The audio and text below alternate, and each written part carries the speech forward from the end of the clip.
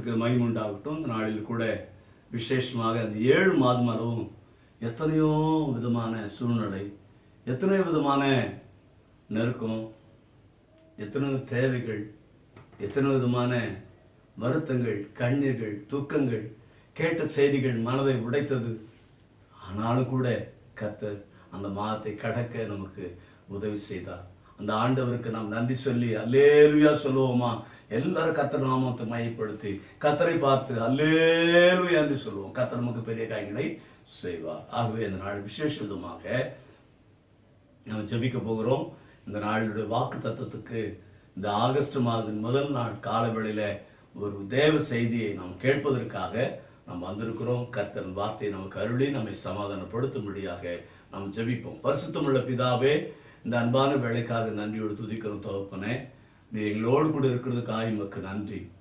இந்த நாளிலே இந்த வார்த்தையான இந்த மாதம் முழுதும் அவங்களை உற்சாகப்படுத்தி பலப்படுத்தி விசுவாசத்தை நிலை நிற்கத்தக்கதான கிருபையிலிருந்து காத்துக்கொள்.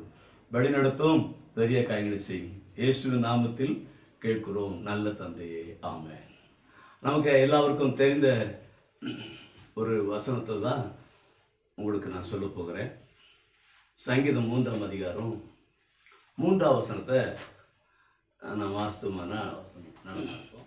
ஆனாலும் கர்த்தாவே, நீர் எங்கள் கேடகமும் என் மகிமையும் என் தலையை உயர்த்துகிறவருமாய் இருக்கிறீர். இந்த மாதத்துல அவர் நமக்கு சொல்ற ஒரு ஆறுதலான வார்த்தையா இருக்குது. எனக்குள்ள சந்தோஷமா இருக்குது. எத்தனை பேர் இந்த வார்த்தையை கேட்ட உடனே சந்தோஷமா இருப்பீங்கன்னு எனக்கு தெரியாது. நிச்சயமா அது சந்தோஷப்படுத்தும். ஏன்னா என்னுடைய வார்த்தை இல்லை, தேவனுடைய வார்த்தை. அந்த தேவனுடைய வார்த்தையை கேட்கிற அத்தனை பேர் உயிர்ப்பிக்கப்படுவாங்க, பலப்படுவாங்க, கர்த்தராலே ஆசீர்வதிக்கப்படுவாங்க. கவனிங்க, ஆனாலும் கர்த்தாவே, நீர் என் கேடகமும் என் மகிமையும் என் தலையை உயர்த்துகிறவருமாய் இருக்கிறேன். யோசித்து பார்க்கும்போது ஏன் ஆனாலும் அவர் சொல்றாருன்னா, எல்லாரும் சொல்றாங்க தேவன் இடத்துல அவனுக்கு ரட்சிப்பு இல்லைன்னு சொல்றாங்க. இனி அவ்வளவுதான் சொல்றாங்க. எல்லாரும் பார்த்து அவர் பரியாசமா பேசுறாங்க. அதனால ஆனாலும் கர்த்தாவே, எந்த சூழ்நிலை வந்து நீர் எனக்கு கேடகமும் என் மகிமையும் என் தலையை உயர்த்துகிற மாதிரி, நான் தோல்வியை அடைஞ்சிட்டேன், இனி வாழ முடியாது, அவ்வளவுதான், என் வாழ்க்கை சரிஞ்சு போச்சு, ஒழிஞ்சு போச்சு, இனி தலை எடுக்கவே முடியாதுன்னு சொல்றாங்க. ஆனா அந்த இடத்துல அந்த மனுஷன் எவ்வளவு தெளிவா சொல்றேன்னா, அழகான வார்த்தைகள் பாருங்களேன். கர்த்தாவே, நீர் என் கேடகமும் நீர் என் மகிமையும் என் தலையை உயர்த்துகிறவருமா இருக்கிறேன். வாழவே முடியாதுங்க, சூழ்நிலை அப்படி இருக்குது. ஆனா அவர் சொல்றாரு, நான் வாழ்வேன். இதுதாங்க விசுவாச அறிக்கை. இந்த தேவ மனுஷங்கிட்ட இதை கேட்டதை போகும்போது தாவீதன் குமாரன் அப்சலோமுக்கு தப்பி ஓடி போகையில் சொல்ற ஒரு வார்த்தை. என்ன அருமையா பேசுறாரு பாருங்க. தான் மகன் தான் வாழ்க்கையில சொல்ற ஒரே ஒரு காரியத்தை நீ கவனிங்க. ஆனாலும் கர்த்தாவே, நீர் என் கேடகம். எனக்கு நீங்க தான் கேடகம். எனக்கு எத்தனை பேர் அழிக்க வரலாம், நசுக்க வரலாம், ஆனா எனக்கு காப்பாற்ற முடிய சூழ்நிலை வரலாம். ஆனா நீங்க எனக்கு கேடகமா இருக்கிறீங்க, அதனால நான் பயப்படுறேன். ரெண்டாவது அவர் சொல்றாரு, என் மகிமையும். எனக்குள்ள ஒரு பேரை, என்னை பற்றி பேசக்கூடிய, என்னை பற்றி மக்கள் பேசக்கூடிய, என்னை பற்றி அநேகர் சொல்லக்கூடிய ஒரு நிலைமையில என்ன மாற்றுவேன். மூன்றாவது அவர் சொல்கிறார், என் தலையை உயர்த்து. இன்றைக்கு தலையை உயர்த்துதான் பெரிய கஷ்டம். தலை உயர்த்ததுக்கு என்ன பாடுபடுறாங்க, எவ்வளவு பொய் சொல்றாங்க தெரியுமா? ஆனா ஆண்டவர், நீ தேவனுடைய சமூகம் இருந்தா உன் தலையை அவர் உயர்த்துவார் என்று சொல்லி வேதம் சொல்கிறது. ஆகவே எனக்கு அன்புக்குரிய தேவனுடைய பிள்ளைகளே, அவர் சொல்றாரு, சொல்லிட்டு நான் படுத்து நித்திரை செய்தேன், விழித்து கொண்டேன், கர்த்தர் என்னை தாங்குகிறார். அது 5ஆம் வசனம் சொல்றாரு. அதுலயே 3ஆம் அதிகாரத்துல 5ஆம் வசனம் சொல்றாரு, நான் படுத்து நித்திரை செய்தேன், விழித்து கொண்டேன், கர்த்தர் என்னை தாங்குகிறார். யோசித்து பாருங்க, நித்திரைக்கு போனா கூட கர்த்தர் அவரை தாங்குகிறார். ஏன்னா அவர் வெளியில படுத்திருக்கார், வீட்டுல படுக்கல, அரண்மனையிலேயோ அவர் எங்க படுக்கல. அவர் எங்க படுக்கிறாரு கடவுளுக்கு தான் தெரியும். அதனால அவர் சொல்றாரு, நான் படுத்து நித்திரை செய்தேன், விழித்து கொண்டேன், கர்த்தர். அங்க பார்த்தா ஆண்டவர் அவர் தாங்குறாராம். இவர் தூங்கும் போது தாய் போல மடியில தாங்குறாராம். யோசித்து பாருங்க, எவ்வளவு அற்புதமான ஒரு வார்த்தை. இது படிக்கும் போது நமக்கு எவ்வளவு, அந்த மாசம் உனக்கு எத்தனை பிரச்சனை வந்தாலும் கர்த்தர் உன்னை தாங்குவார். தாங்குகிற நல்ல தேவன் நமக்கு உண்டு. அது போலவே அருகாமல் 5ஆம் அதிகாரத்தில் 11ஆம் வசனம் 12ஆம் வசனத்தை வாசித்தா அவர் சொல்றாரு, உம்மை நம்புகிறவர்கள் யாவரும் சந்தோஷித்து என்னாலும். தேவனை நம்பிட்டா உனக்கு தோல்வி இல்லை. அவர் சொல்றாரு, என்ன சொல்றாரு, உம்மை நம்புகிறவர்கள் யாவரும் சந்தோஷித்து என்னாலும் கம்பீரிப்பார்களாக.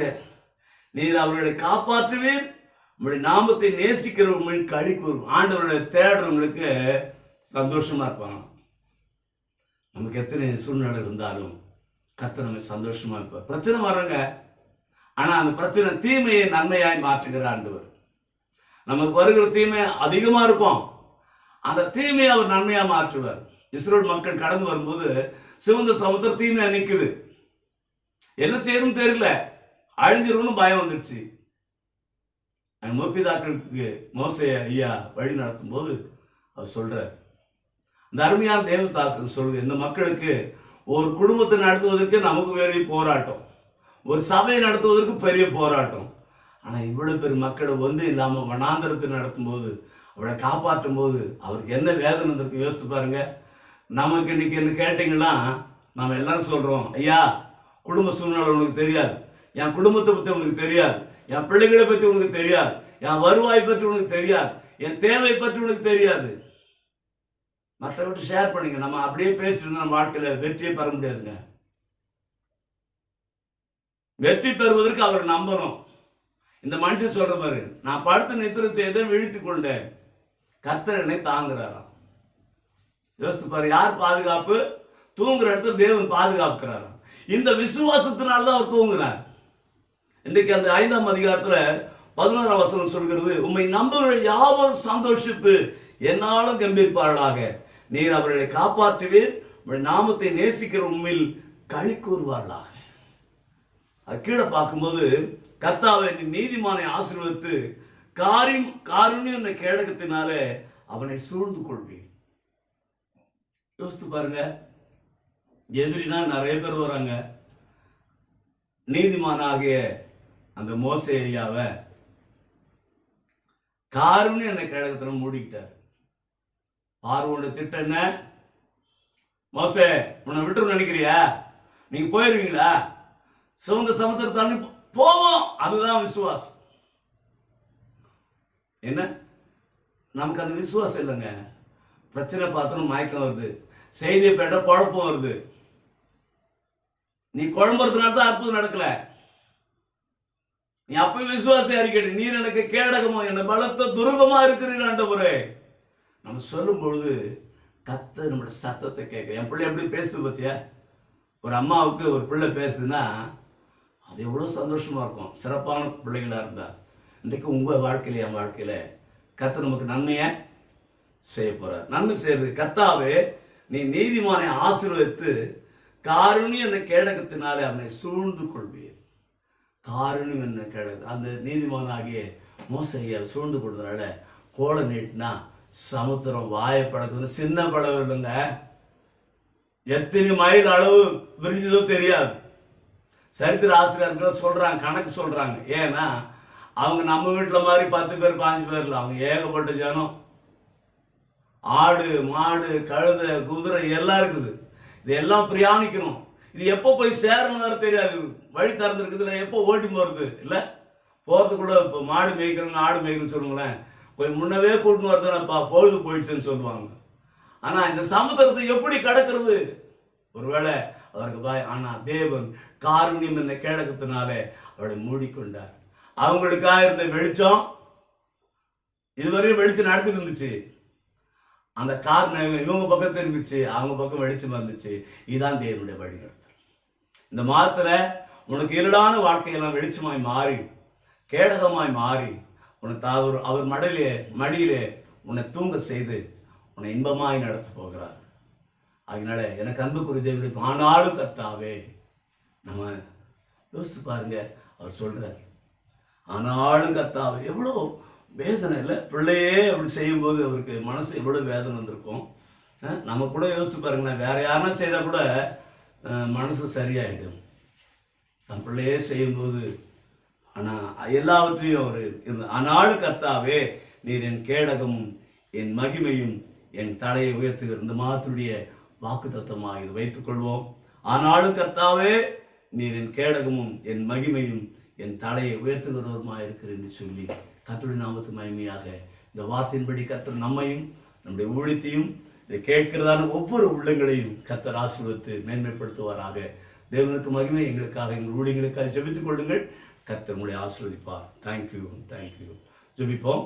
பரிசுத்தமுள்ள பிதாவே, இந்த வார்த்தைகளை அடிமை சொன்ன வார்த்தைகள் கேட்கிறதான உள்ளம் துடிக்கட்டும், கேட்கிறதான உள்ளம் உயிர்ப்பிக்கட்டும், கேட்கிறதான உள்ளம் பலன் பெறட்டும், கேட்கிறதான உள்ளம் சுகம் பெறட்டும், கேட்கிறதான உள்ளம் விடுதலை பெறட்டும் ஆண்டவரே.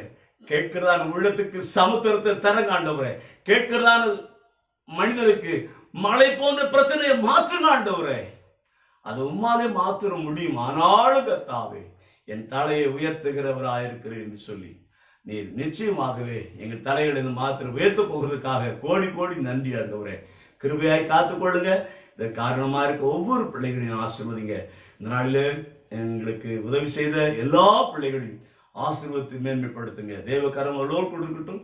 மேன்மையான ஆசீர்வாதத்தை தருகிறார். உயிர்த்தெழுந்த இயேசு கிறிஸ்து நாமத்தில் கேட்கிறோம் ஜீவனுள்ள நல்ல பிதாவே. ஆமென். கர்த்தர் தாமே இந்த வசனங்களை நமக்கு ஆசீர்வாதமாய் மாற்றி தருவாராக. ஆமென்.